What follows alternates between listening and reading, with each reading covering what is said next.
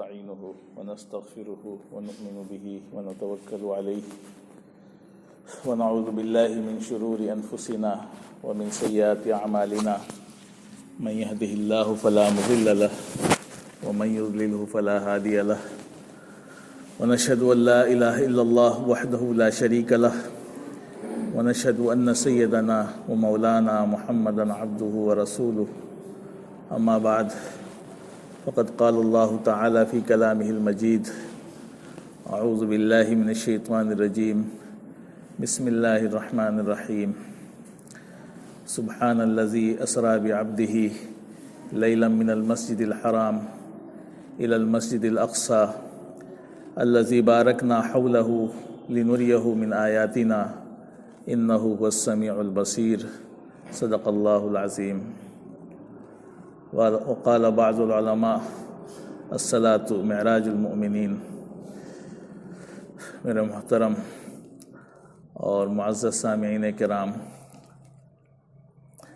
اللہ کی نبی صلی اللہ علیہ وسلم کی جو سیرت ہے، اس سیرت کے بہت سے واقعات ہیں اور مختلف پہلو ہیں اس کے، اور انہی اہم واقعات میں سے ایک اہم واقعہ ہے جس کو ہم معراج کے نام سے جانتے ہیں.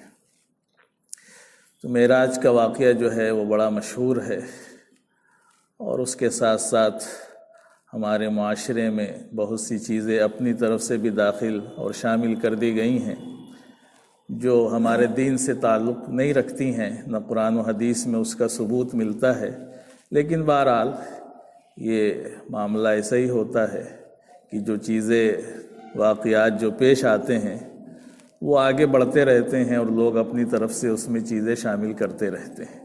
یہ ہر زمانے میں ایسا ہوتا رہا ہے، اور ہماری سیرت اور ہماری شریعت کے ساتھ بھی ایسا ہوتا رہتا ہے کہ لوگ بہت سی ایسی چیزوں کو جو دین سے تعلق نہیں بھی رکھتی ہے لیکن اس کو دین بنا کر کے پیش کرتے ہیں، بلکہ اس سے آگے بڑھ کر کے کہیں کہ وہ دین سے بھی زیادہ بڑھا کر کے پیش کرتے ہیں.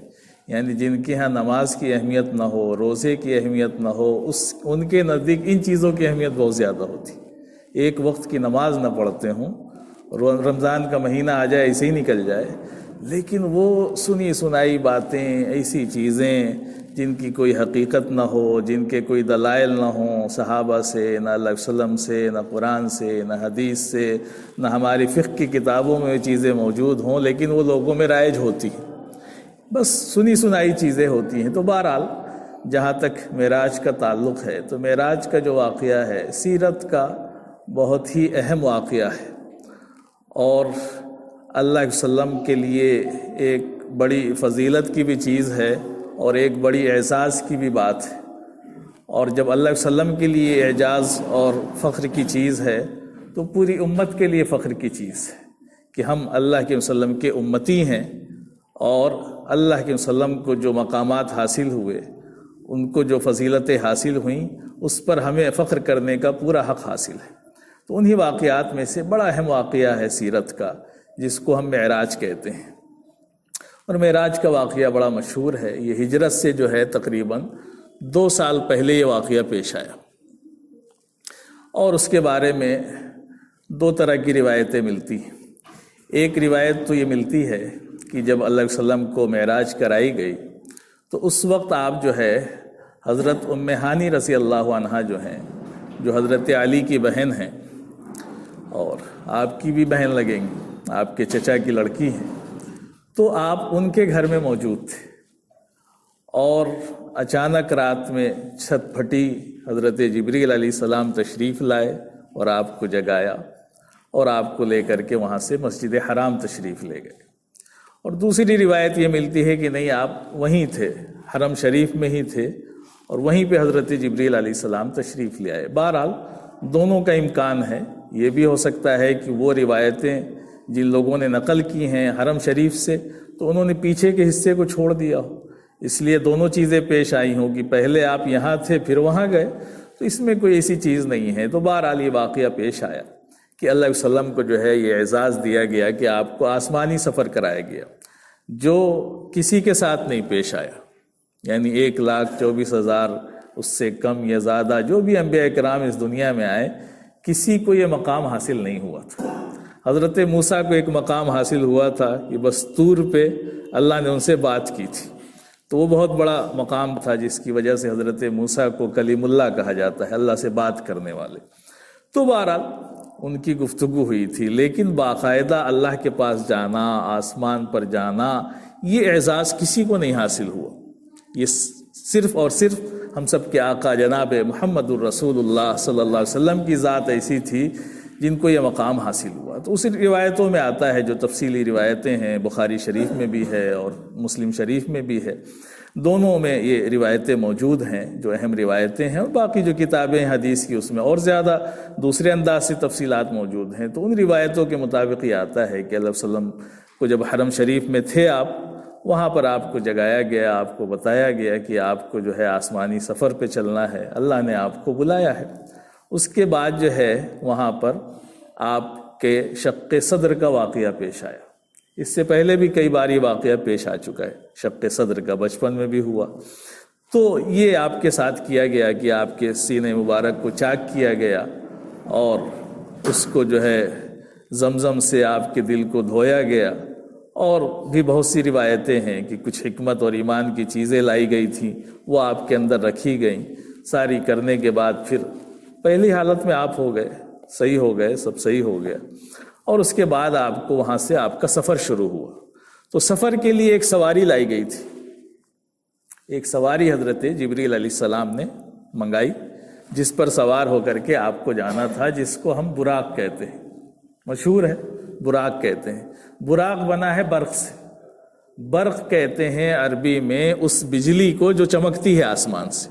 ایک تو یہ بجلی ہوتی ہے جو ہمارے ہاں لائٹ ہوتی ہے، اس کو تو عربی میں کہربا کہتے ہیں، یہ دوسرے نام سے جانی جاتی ہے، لیکن وہ بجلی جو آسمان سے چمکتی اور گرجتی ہے اس کو عربی میں برق کہا جاتا ہے۔ اس میں اتنی تیزی ہوتی ہے کہ وہ سیکنڈوں میں آتی ہے اور چلی جاتی ہے، بڑی تیز اس کی رفتار ہوتی ہے۔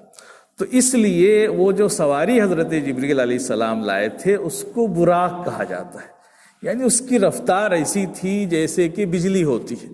تو اس کے بارے میں روایتوں میں آتا ہے کہ وہ جو سواری تھی جس کو براق کہتے ہیں، وہ گدھے سے کچھ بڑی اور خچر سے کچھ چھوٹی تھی، اور اس کا رنگ جو تھا وہ سفید تھا، اور اس کی رفتار کے بارے میں آیا کہ اس کی رفتار اتنی تیز تھی کہ جہاں نگاہ پڑتی تھی اس سے آگے اس کا قدم پڑتا تھا۔ یہ حدیث کی باتیں بتا رہے ہیں جو آیا ہے۔ اور اس کے علاوہ ہمارے معاشرے میں تو آپ دیکھیں گے کہ باقاعدہ جو ہے اس کی فوٹو بھی چلتی ہے، کسی نے جو ہے وہ گھوڑے پہ پر لگا کے فوٹو بنا دی، کسی نے اس کی لڑکی کی شکل بنا دی۔ یہ ساری چیزیں غلط ہیں، ایسا کہیں حدیث سے ثبوت نہیں ملتا ہے۔ تو یہ اپنی طرف سے بڑھا کر کے اور زبردستی کی فوٹو بنا دینا، کس کے پاس براق کی فوٹو ہوگی، کہاں سے لاؤ گے آپ بھائی؟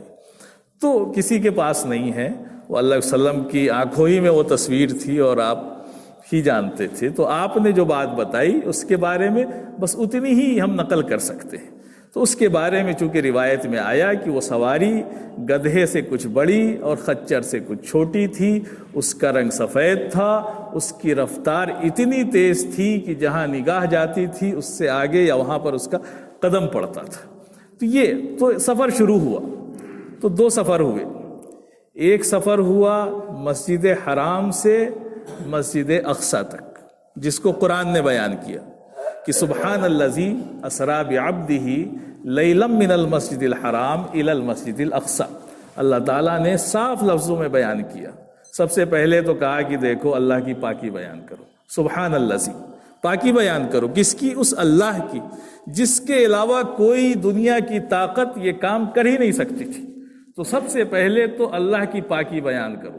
تو سبحان الذی، پاک ہے وہ ذات، الذی اسری بعبدہ، جو رات میں لے گئی، ہے نا، اسرا کہتے ہیں رات میں لے جانے۔ تو جو اپنے بندے کو اسری بعبدہ، عبد کا لفظ استعمال کیا، بڑی حکمت کی چیزیں ہیں اللہ کے کلام کے اندر۔ وہ چاہتا تو اللہ علیہ وسلم کے لیے بڑے الفاظ استعمال کر سکتا تھا، بہت سے الفاظ، ہے نا، وہ نور کا لفظ استعمال کر سکتا تھا کہ سبحان الذی اسری بنورہ، کچھ بھی استعمال کر سکتا تھا، لیکن اس نے کیا استعمال کیا؟ سبحان الذی اسری بعبدہ، کہ نبوت کا مقام جتنا اونچا ہو جائے اور دو جہاں کے سردار جو سارے انبیاء کے امام ہیں، لیکن وہ بھی جتنے اوپر مقام پہ پہنچ جائیں اللہ کے بندے ہی رہیں گے، اور بندگی سے اونچا دنیا کا کوئی مقام نہیں ہو سکتا۔ سب سے اونچا اگر کوئی مقام ہے تو وہ بندگی ہے، یعنی اللہ کی غلامی، اللہ کا بندہ اپنے کو کہنا، اس سے بڑا کوئی مقام نہیں ہو سکتا۔ تو یہ بندگی، اور کلمے میں بھی یہی سکھایا گیا کہ اشہد اللہ الہ الا اللہ و اشہد ان محمدن عبدہ و رسولہ۔ پہلے عبد کا لفظ استعمال کیا کلمے میں، کہ آپ کہو کہ اللہ کے رسول اللہ کے بندے ہیں اور اس کے رسول ہیں، تاکہ وہ لوگ جو غلط فہمی میں پڑھ کر کے نبی کو کسی دوسرے اس میں لے جاتے ہیں، یہ کہیں سے درست نہیں ہے، نہ ہمارا کلمہ اس کو بتاتا ہے، نہ قرآن بتاتا ہے۔ تو بہرحال قرآن نے کہا کہ پاک کی بیان کرو، پاک ہے وہ ذات جو اپنے بندے کو لے گئے، اسریٰ بعبدہ لیلاً، یعنی راتوں رات لے گئی، ہے نا۔ کہاں لے کر کے گئی؟ من المسجد الحرام الی المسجد الاقصی، سفر ہوا ہے مسجد حرام سے اور جا کر کے ختم ہوا ہے پہلا سفر کہاں پر؟ مسجد اقصی، بیت المقدس، فلسطین میں۔ اس زمانے کے لحاظ سے یہ مہینوں کا سفر تھا، سفر کرتے تو مہینوں کا سفر تھا اس زمانے کے لحاظ سے۔ بہرحال اللہ علیہ وسلم وہاں پہنچے، آپ تشریف لے گئے، اور بھی بہت سی روایتیں ہیں، اور بہرحال کہ راستے میں آپ رکے اور بعض جگہ آپ نے نمازیں بھی پڑھیں، جس میں یثرب جو مدینہ ہے اب اس کا بھی تذکرہ ملتا ہے، اور بھی روایتیں ہیں، چلیے اس میں نہیں جاتے ہیں، جو صحیح اور مضبوط اور سیدھی روایتیں ہیں انہی پر آتے ہیں۔ تو آپ کا یہ سفر ہوا، تو اس سفر کو ہم کہتے ہیں اسراء۔ یہ جو پہلا سفر ہوا اس کو کہیں گے اسراء، جو مسجد حرام یعنی حتیم سے شروع ہوا تھا، وہ حصہ کعبے کا، بیت اللہ کا، جو اندر نہیں باہر رہ گیا ہے، جس پر چھت نہیں پڑی ہوئی ہے، حتیم سے شروع ہوا اور جا کر کے یہ ختم ہوا کہاں پر؟ بیت المقدس۔ وہاں آپ گئے اور آپ نے اپنے براق کو باندھ دیا۔ روایتوں میں آتا ہے آپ نے فرمایا کہ میں نے اپنے براق کو وہیں باندھا، سواری کو، جہاں پر انبیاء اپنی سواری باندھا کرتے تھے، تو وہاں پر آپ نے باندھ دیا۔ جب آپ وہاں پہنچے تو وہاں پر سارے انبیاء کرام موجود تھے، پہلے سے ہی اللہ کی طرف سے انتظام کیا گیا تھا کہ سارے انبیاء وہاں پر آپ کے استقبال کے لیے موجود تھے، اور سب لوگ آپ کو خوش آمدید کہہ رہے تھے۔ جب آپ گئے تو پھر آپ کو حکم دیا گیا، آپ سے کہا گیا کہ آپ سب کی امامت کیجیے۔ تو آپ کو یہ شرف ملا کہ آپ امام الانبیاء ہیں، سارے نبیوں کی امامت کر کے یہ فضیلت واضح کر دی گئی امت پر کہ آپ کا مقام جو ہے وہ سارے نبیوں سے بڑھا ہوا ہے۔ آپ آئے سب سے بعد میں ہیں، لیکن تمام نبیوں کے آپ سردار ہیں، آپ کو امامت کا اور سرداری کا مقام حاصل ہے۔ تو یہ ایک سفر ہوا، رات کا جو سفر، رات میں چلنے کو اسراء کہتے ہیں، تو آپ کا یہ سفر مکمل ہو گیا۔ اب وہاں سے دوسرا سفر شروع ہوا، مسجد اقصی سے آسمان تک، اس کو معراج کہا جاتا ہے۔ معراج کے معنی عربی میں آتے ہیں سیڑھی کے، زینے کے، جس چیز پر چڑھ کر کے انسان اوپر جاتا ہے اس کو عربی میں معراج کہتے ہیں۔ تو یہ معراج کا سفر ہوا۔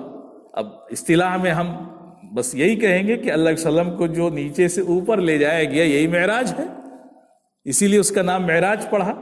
تو معراج کے معنی تو زینہ اور سیڑھی کے آتے ہیں، جس کے ذریعے سے انسان اوپر جاتا ہے، یا جیسے لفٹ ہے، انسان اس پہ چڑھتا ہے تو اوپر چلا جاتا ہے، تو اس طرح کے معنی میں وہ استعمال ہوتا ہے۔ تو وہاں سے آپ کا سفر شروع ہوا، پھر آپ آسمان پر پہنچے، اور وہاں پر روایتوں میں آتا ہے کہ ہر آسمان میں دروازے ہیں، تو جہاں جہاں حضرت جبریل جاتے تھے دستک دیتے تھے، فرشتے پوچھتے تھے کہ کون، بتاتے تھے کہ میں جبریل۔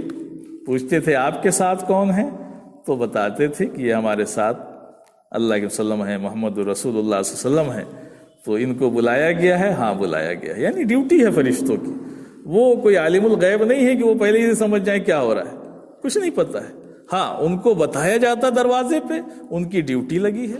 جب پتہ چلتا ہے کہ یہ کون ہے، جبریل ہیں، آپ کے ساتھ کون ہیں، فلاں ہیں، ان کو بلایا گیا ہے، ہاں بلایا گیا ہے، چونکہ حضرت جبریل ہیں تو کوئی مسئلہ ہی نہیں ہے، تو دروازہ کھلتا۔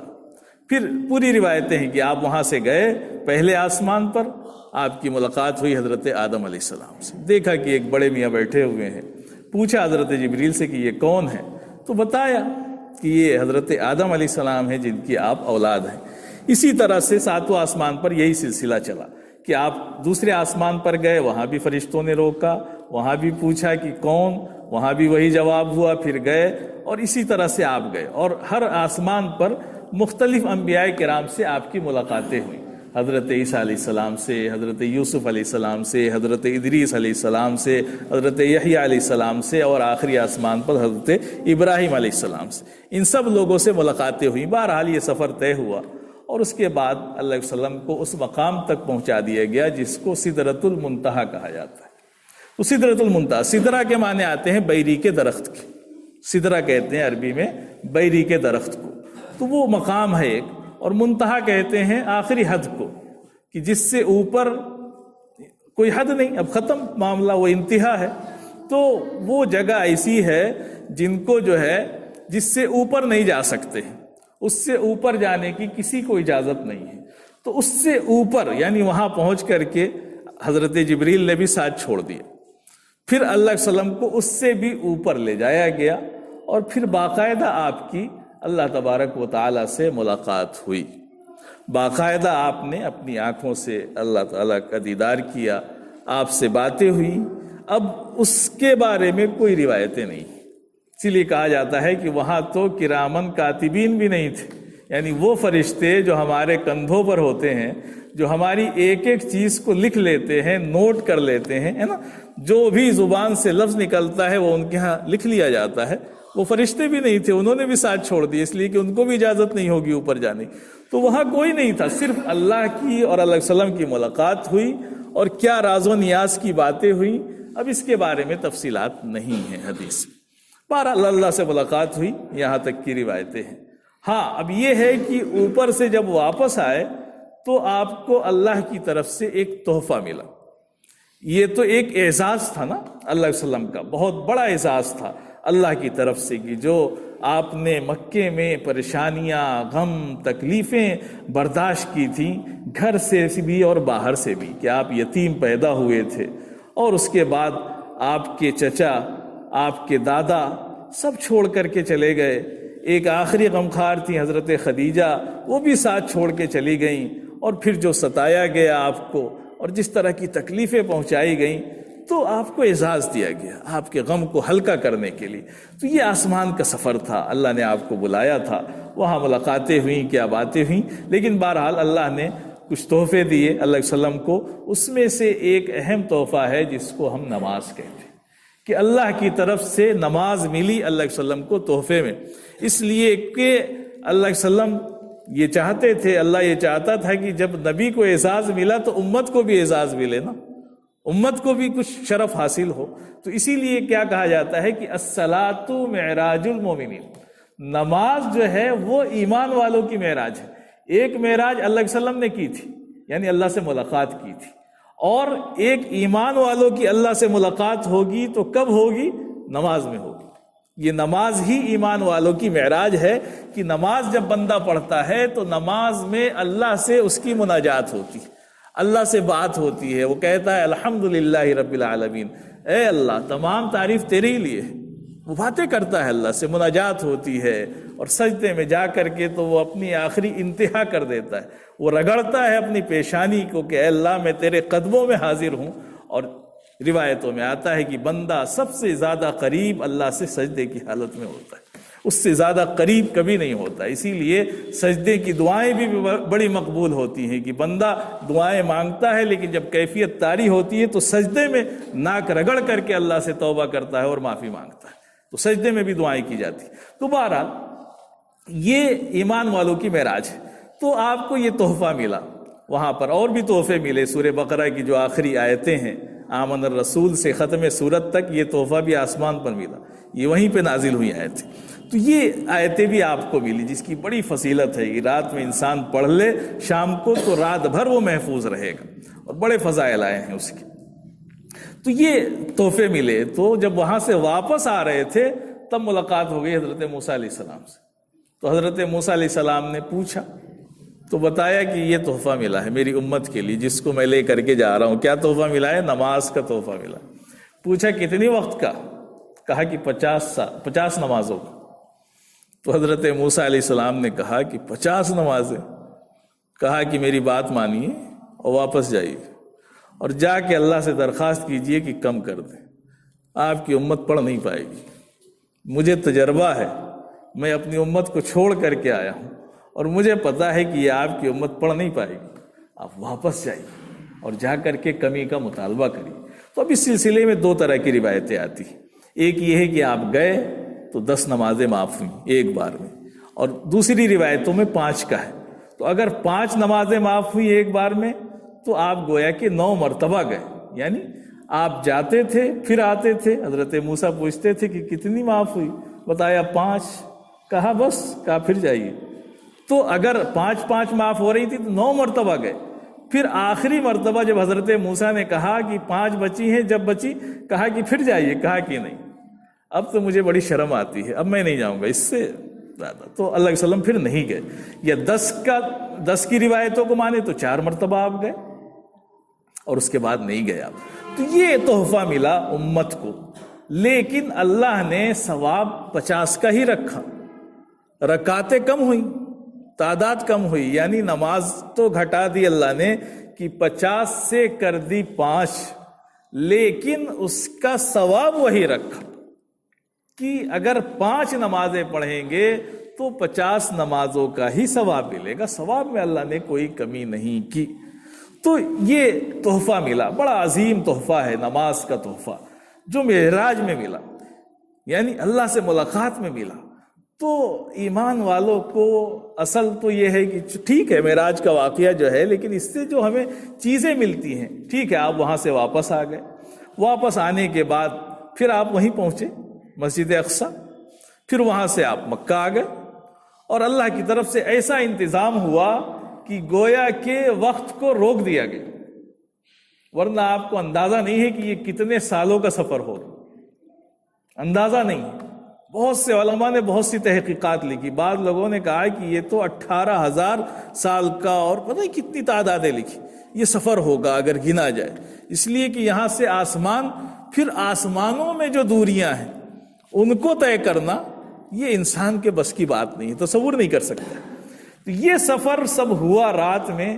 اور بعض روایتوں سے ملتا ہے کہ جب واپس آئے آپ تو دروازے کی جو کنڈی ہلتی ہوئی چھوڑ کر کے گئے تھے ویسے ہی ہل رہی تھی، بستر جو چھوڑ کر کے گئے تھے جیسے گرم تھا ویسے ہی گرم تھا. تو گویا کہ اللہ کی طرف سے یہ نظام کیا گیا کہ ساری چیزوں کو روک دیا گیا. اب آپ کی گھڑی ہے، آپ اگر ابھی بند کر دیں 12 بجے تو اگر اس کو چالو نہیں کریں گے تو وہ 2 سال کے بعد بھی 12 ہی بجائے گی وہ.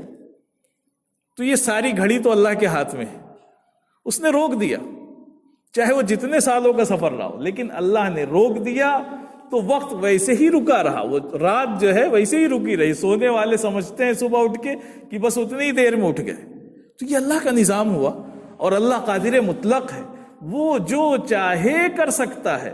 ہاں وہ بھی اسباب کا استعمال کرتا ہے بندوں کو سمجھانے کے لیے. وہ چاہتا تو ڈائریکٹ اللہ علیہ وسلم اٹھتے اور چلے جاتے، نہ براق کی ضرورت تھی، نہ حضرت جبریل کے آنے کی ضرورت تھی، نہ کسی چیز کی ضرورت تھی. لیکن سمجھایا، ٹھیک ہے، پھر بھی سواری آئی اور اس پہ بیٹھا کے سفر کرایا گیا. تو یہ اللہ کا نظام ہے. اب اس کے بعد ظاہر سی بات ہے اللہ علیہ وسلم جب صبح اٹھے آپ نے سب کو بتایا تو ایک ہنگامہ مچ گیا. مشرکین جو پہلے سے ہی موقعوں کی تلاش میں رہتے تھے ان کو تو بڑا موقع ہاتھ آ گیا. انہوں نے کہا واہ واہ واہ، ہم تو پہلے سے ہی کہتے تھے کہ ان کا دماغ ٹھیک نہیں ہے، یہ بہکی بہکی باتیں کرتے ہیں. طرح طرح کی چیزیں شروع کی انہوں نے اور سوچا کہ اب ایسا مدعا ہاتھ لگ گیا ہے کہ اس میں تو ہم ان کو ناکام بنا ہی دیں گے. تو بڑا ہنگامہ کیا انہوں نے.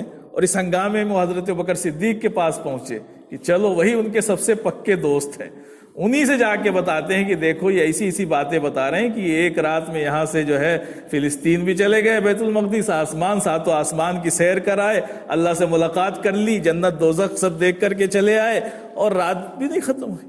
تو اب تو کام بن جائے گا. تو حضرت بکر صدیق کے پاس گئے، ان سے جا کے یہ باتیں بتائیں. تو حضرت بکر صدیق نے کہا کہ واقعی اللہ علیہ وسلم نے یہ بات فرمائی ہے. تو کہا کہ ہاں وہ ایسی بہکی بہکی باتیں کر رہے ہیں. تو کہا کہ ہم تو اتنے دن سے یہ مانتے آ رہے ہیں کہ ان پر آسمان سے وحی آتی ہے, ہم تو اس کی تصدیق کرتے آ رہے ہیں, تو اگر وہ آج یہ کہہ رہے ہیں کہ ہم آسمان پہ گئے تھے تو اس میں کیا بڑی بات ہے. تو انہوں نے فوراً تصدیق کی. یعنی بعض دوسرے صحابہ یا دوسرے لوگوں کے بارے میں تو کچھ تردد بھی ہوا ہوگا, لیکن حضرت ابوبکر صدیق کو ایک سیکنڈ کے لیے تردد نہیں, فوراً آپ نے کہا کہ اگر آپ نے یہ بات کہی ہے تو بالکل صحیح ہے. آپ کا لقب پڑ گیا صدیق. آپ نے تصدیق کی فوراً کہ جب آپ نے فرمایا ہے تو اس میں کوئی گنجائش نہیں. تو بہرحال یہ بڑا اہم سفر تھا, تاریخ کا بڑا اہم واقعہ ہے, اور اس سفر میں اللہ علیہ وسلم کو بڑے اعزازات سے نوازا گیا, بڑے مقامات آپ کو حاصل ہوئے جو کسی کو حاصل نہیں ہوئے. اور یہ سب شرف مقام ہمارے لیے بڑی فضیلت کی چیز ہے, بڑی اہمیت کی چیز ہے, لیکن ہمیں بھی اپنے آپ کو دیکھنا ہے کہ ہم اللہ علیہ وسلم کے امتی ہیں, کس نبی کے امتی ہیں اور کس گڑھے میں گرے چلے جا رہے ہیں. کیا ہماری حالت ہو گئی ہے, کیا حیثیت ہو گئی ہے کہ ہم اللہ کے وسلم کی چیزوں کو, آپ کی سیرت کو, آپ کی سنت کو ایسا چھوڑ کر کے بیٹھ گئے ہیں کہ صرف زبان سے دعویٰ محبت محبت محبت, لیکن عمل میں اتنے پیچھے ہیں کہ ہم جو ہے کچھ کرنے کو تیار نہیں. تو اصل ہر چیز کا تو مقصد ہوتا ہے, اور اس معراج کا سب سے بڑا مقصد اور تحفہ تو نماز ہے. جو نماز چھوڑ دے تو وہ کیا اللہ علیہ وسلم کی سیرت کی پیروی کرے گا, وہ کیا دین کی اتباع کرے گا. تو میرے عزیز بھائیوں, یہ جو تحفہ ملا ہے معراج کا, ہمیں بھی موقع اللہ نے دیا ہے کہ ہم اللہ سے باتیں کریں, اللہ سے ملاقاتیں کریں, اللہ سے راز و نیاز کریں. یہ موقع ہمیں اللہ نے معراج کے ذریعے سے دیا ہے. ہم سب کوشش کریں کہ انشاءاللہ نماز کی پابندی کریں اور نماز کو سیکھ کر کے پڑھیں. نماز میں جو چیزیں پڑھی جاتی ہیں ان کے معنی کو سمجھیں, تب آپ کو وہ کیفیت حاصل ہوگی, اور اس کے بعد جو ہے جب نماز پڑھیں گے تو نمازوں میں مزہ بھی آئے گا. اللہ تبارک و تعالی ہم سب کو کہنے سننے سے زیادہ عمل کی توفیق.